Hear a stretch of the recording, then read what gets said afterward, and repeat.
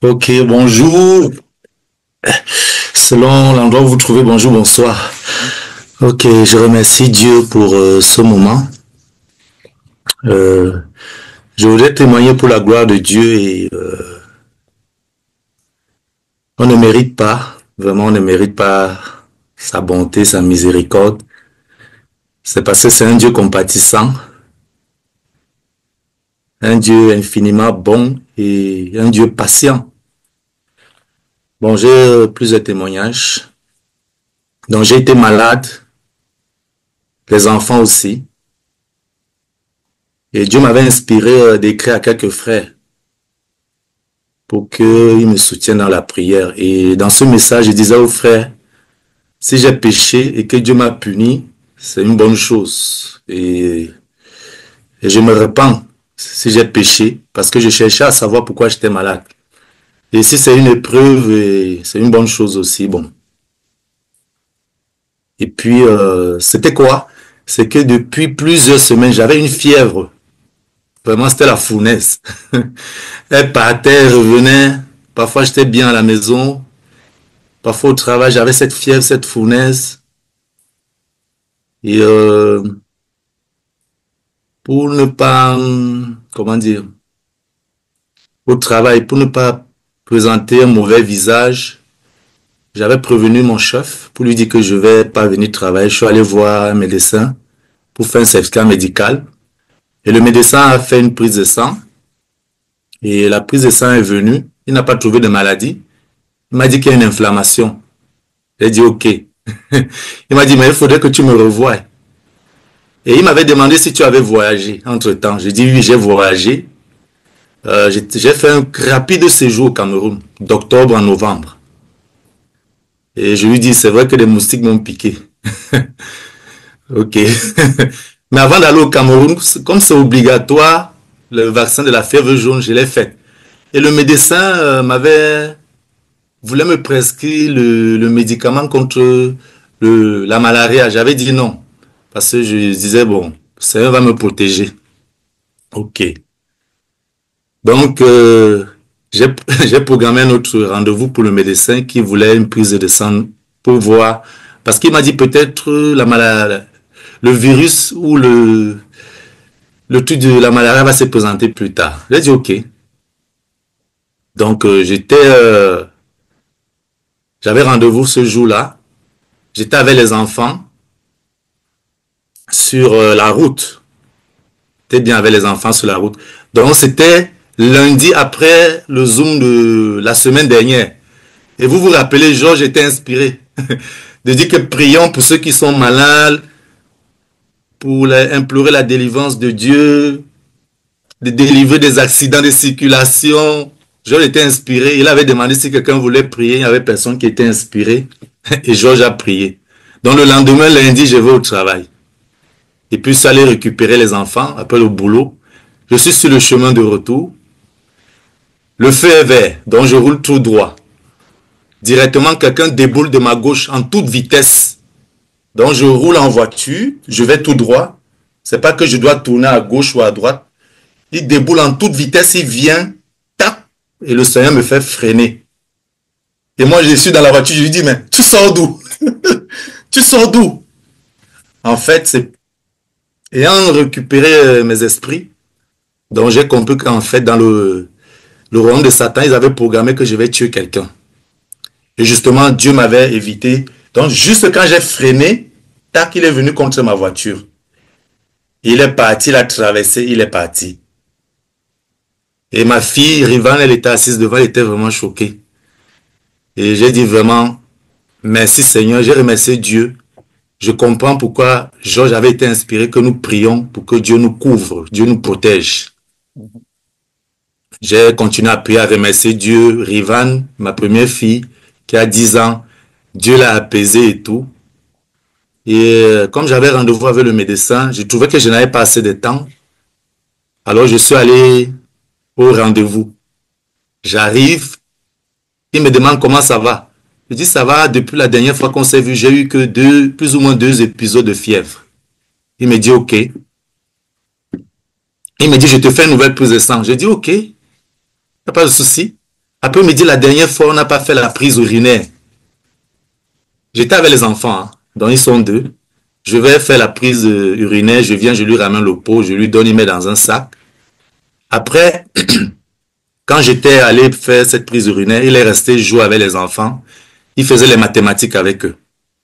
Je suis revenu, il prend mes paramètres, il demande au plus petit d'appuyer le tensiomètre. Puisqu'il m'a mis le brassard, c'est un tensiomètre électronique, le petit appuie, la tension est bonne. Il demande à la fille de mettre l'appareil pour l'oxygène, l'oxygénation du sang. Elle prend, c'est bon. Et puis il me dit, bon, on attend les résultats, je vais vous appeler. Et puis inspiré par Dieu, je lui dis, monsieur le médecin, vous savez que Dieu guérit toutes les maladies. Il me dit, dans la science, on a eu des cas comme ça, on ne comprend pas. Je lui dis, mais moi je suis chrétien, mais Dieu guérit toutes les maladies et je sais qu'il va me guérir. Alors, je lui dis, mais est-ce que vous savez que dans la Bible, il y a un médecin qui était chrétien, il s'appelle Luc. Il me dit, c'est vrai? Je dis oui. Et du coup, Dieu m'inspire le témoignage que Georges avait donné d'une sœur qui est allée à l'hôpital, on dit qu'elle est morte, ou elle n'y a plus longtemps à vivre. Et que Georges était inspiré de lui demander d'aller acheter les fruits et qu'elle devait écraser la pelle. Georges, il prie et elle boit. Et elle est retournée à l'hôpital. Il ne comprenait pas qu'elle avait retrouvé toute la vie. Je lui donne ces témoignages. Il dit, ouais, je dis oui. Dieu fait des miracles, monsieur le médecin. Je lui donne ces témoignages et puis on se sépare. Et puis moi je rentre quoi. Donc un peu voilà ces témoignages qui sont passés après Zoom du dimanche passé. Je remercie infiniment Dieu parce que je vous assure, le monsieur a déboulé à une vitesse du côté gauche. Je roulais tout droit. Dieu m'a fait freiner pour m'empêcher vraiment de me retrouver devant un tribunal pour homicide involontaire ou volontaire, je ne sais pas. Ça aurait été vraiment une très grande affliction et gloire à Dieu qui n'a pas permis à Satan de se glorifier. Et je glorifie au nom de l'Éternel, au nom de son Fils Jésus-Christ, pour cette grande délivrance de toutes ces maladies. Et la fièvre, elle est partie. Merci pour vos prières et gloire à Dieu. Et merci à Dieu pour la délivrance d'un accident terrible. Que son nom soit loué au nom de Jésus-Christ. Amen. Merci, mes bien-aimés. Amen, amen, amen, amen. 1 milliard de milliards de myriades de myriades d'amen. Amen, amen, amen. Ça, c'est vraiment merveilleux. Et Bertrand, non seulement il y a quand je vois, c'est-à-dire que non seulement Dieu t'a délivré de la mort et de l'accident, et effectivement, tu n'as pas péché. Tu n'as pas péché. Je peux discerner, et je ne sais pas si les frères sont d'avis avec moi, que Satan voulait vraiment affliger ta famille. La première affliction qu'il a faite, il pensait qu'il devait te déchirer le cœur.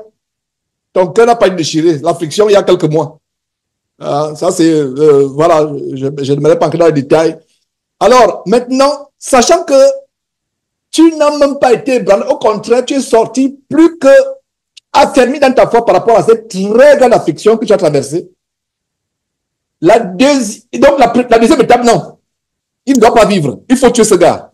Il faut le tuer. Il est tellement intègre, il faut le tuer. En fait, tu as vécu à peu près l'histoire de Job à 1 milliardième % Mais même 1 milliardième % là, c'est toujours beaucoup.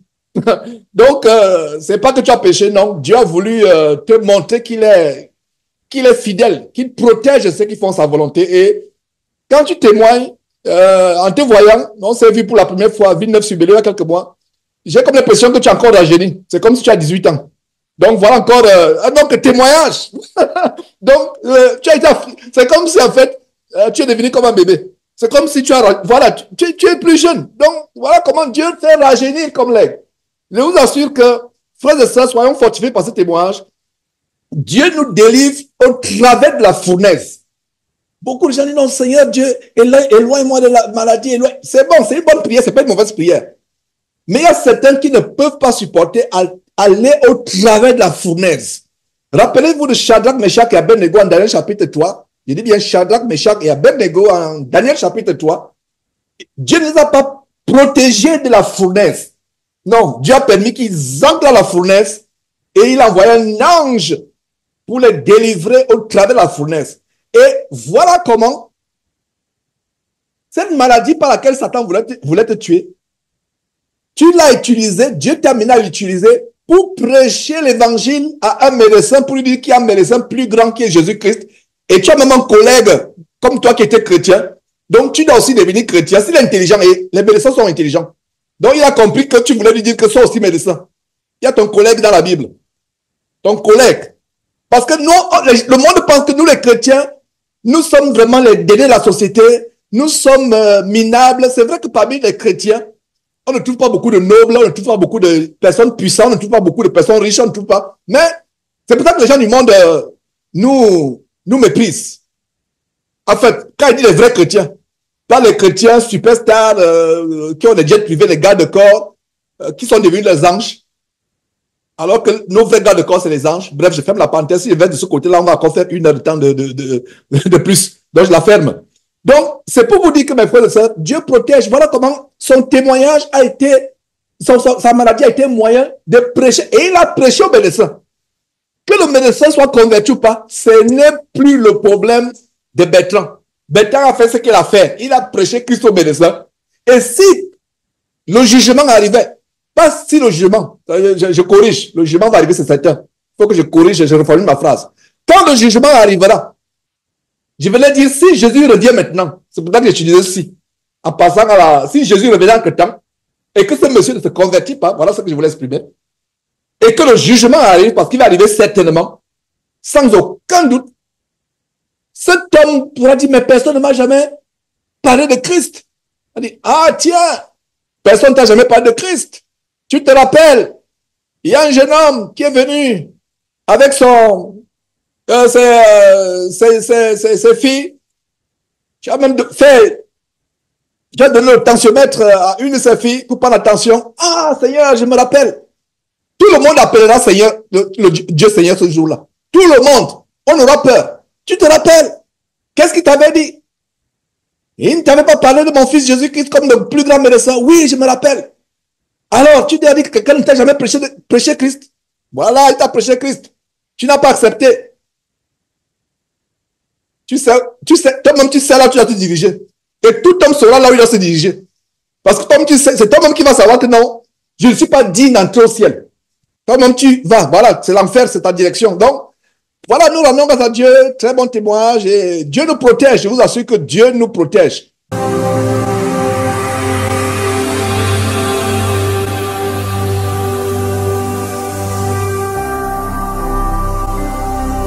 Jésus-Christ TV,